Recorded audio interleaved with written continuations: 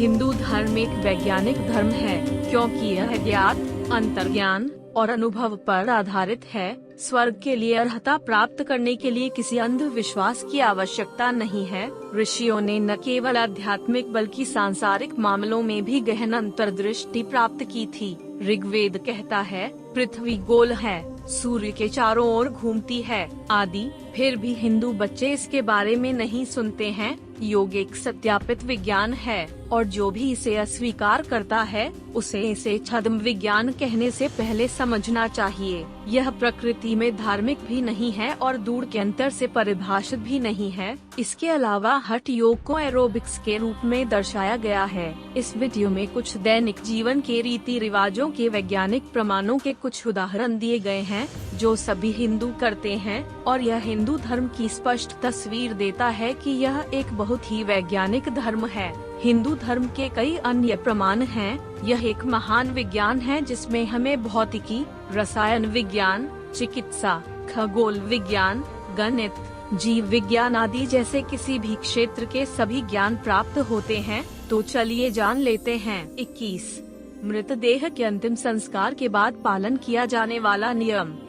मरने के बाद मृत शरीर में बहुत तरह के केमिकल रिएक्शन होते हैं, इसलिए मृत शरीर में किसी तरह का प्रिजर्वेटिव लगाना चाहिए। हिंदुओं में घी, तेल आदि लगाने का नियम था। एक व्यक्ति जो मर गया है उसके मृत शरीर में संक्रामक वायरस या बैक्टीरिया हो सकता है जो आसपास के किसी भी स्वस्थ व्यक्ति को संक्रमित कर सकता है। किसी भी महामारी के प्रसार से बचने के लिए व्यक्तिगत सफाई रखने पर जोर दिया गया था। एक व्यक्ति जो अंतिम संस्कार से आता है उसे घर में प्रवेश करने की अनुमति नहीं थी। प्रवेश करने से पहले उसे स्नान करना चाहिए, घर के बाहर गंदे कपड़े छोड़ना चाहिए, नए साफ कपड़े पहनना चाहिए, फिर प्रवेश करना चाहिए। इसलिए अंतिम संस्कार के बाद सभी तरह के अनुष्ठानों का पालन करना चाहिए ताकि भारी संक्रमण से बचा जा सके। अगर वे आम लोगों से इस नियम का पालन करने को कहते तो कोई इसका सही तरह से पालन नहीं करता।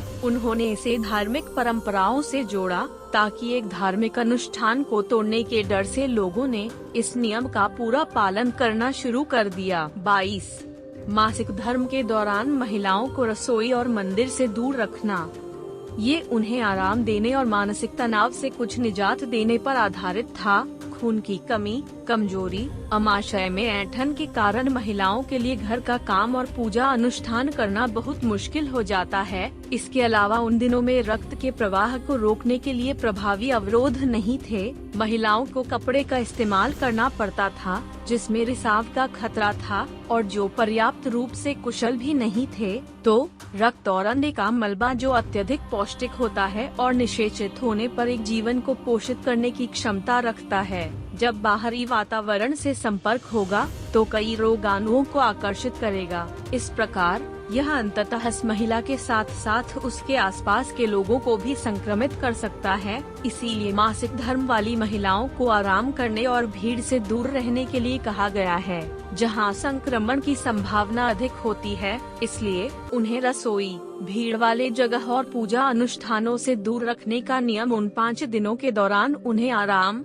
और विश्राम देने के लिए बनाया गया था ताकि उनकी और अन्य दूसरों की सुरक्षा सुनिश्चित हो सके। 23 गाय के गोबर से घर की सफाई का वैज्ञानिक कारण।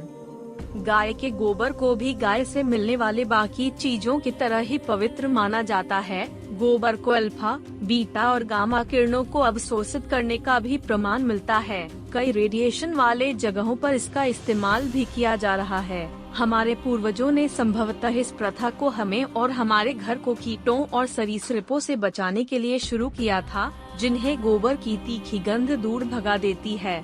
गाय का गोबर मीथेन का एक बड़ा स्रोत है। इस गाय के गोबर में पाए जाने वाले सूक्ष्म जीव ज्यादातर अवायवीय होते हैं और मीथेन को उनके ऑक्सीकरण गतिविधियों के उपोत्पाद के रूप में छोड़ते हैं। जब गोबर में यह मीथेन हवा और सूरज की गर्मी के संपर्क में आता है तो इसे फॉर्मलाडिहाइड में बदल दिया जाता है। फॉर्मल्डिहाइड रोगाणुरोधी और रोगाणुनाशक है। यह जीवाणुओं के बीजाणुओं को भी मारता है। इस प्रकार यह एक बहुत अच्छी प्रकृति के अनुकूल कीटाणुनाशक प्रदान करता है। यह बहुत ही दिलचस्प बात है कि जब गोबर के उपले के साथ घी को जलाया जाता है तो यह बहुत ही भारी मात्रा में वातावरण में ऑक्सीजन छोड़ता है। 24।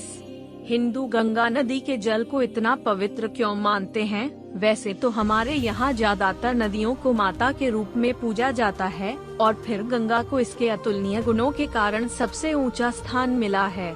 हमारे यहाँ हिंदू पौराणिक कथाओं में शुद्धिकरण के लिए गंगा जल यानी गंगा नदी का जल का बहुत महत्व है। यह निर्धारित किया गया है कि गंगा के पानी में विभिन्न प्रकार के बैक्टीरियोफेज मौजूद है। बैक्टीरियोफेज एक विशेष प्रकार के वायरस होते हैं जो दूसरे खतरनाक बैक्टीरिया के शरीर में अपनी आनुवंशिक सामग्री को दर्ज करने, उस पर नियंत्रण करने, उसके कामकाज को संशोधित करने और फिर इसे मारने और एक ही समय में खुद को कई गुणा करने की क्षमता रखते हैं। इस प्रकार यह पानी में लगभग सभी खतरनाक जीवाणु आबादी को प्रमुखता से मार देते हैं और गंगा के पानी में ऑक्सीजन की मात्रा को कई गुना बढ़ा देते हैं। इन्हीं बैक्टीरियोफेज के गुणों के कारण गंगा जल कभी खराब नहीं होता, चाहे घरों में वर्षों तक ही क्यों न रखा जाए। ये बैक्टीरियोफेज मनुष्य को संक्रमित नहीं कर सकते। इस प्रकार गंगा का पानी बहुत शुद्ध और शुद्धिकरण के लिए पवित्र माना जाता है। 25।